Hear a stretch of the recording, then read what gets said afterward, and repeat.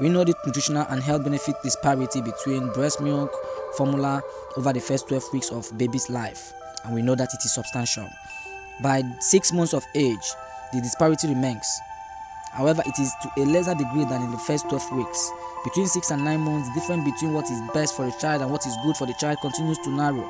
That is partly due to the fact that other food sources are now introduced in your baby's diet.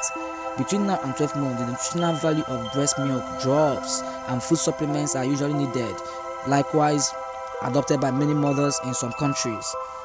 Going beyond a year in our society is done more out of preference for nursing than absolute nutritional need.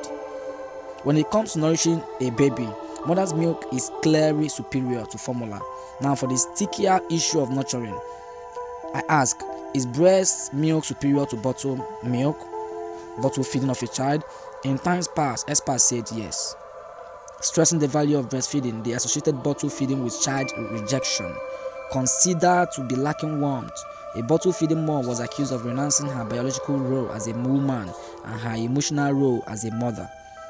Others considered bottle-fed children to have less of an advantage in life than those who were breastfed, unless in some severe cases.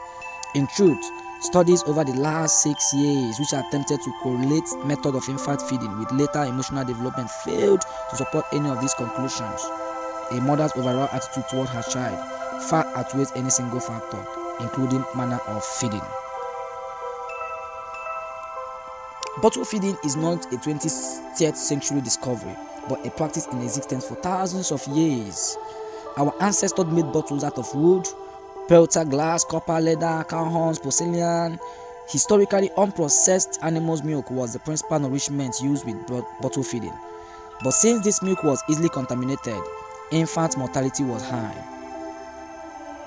During the first half of this century, when bottle feeding was in vogue, selection was relatively limited.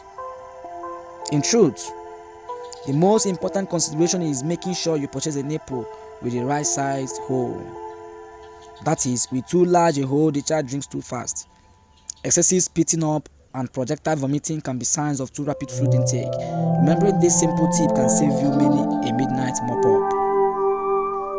Conversely, a hole which is too small creates a hungry and discontent child. Imagine the frustration. These simple tips will prevent what could be major feeding problems for your baby and you.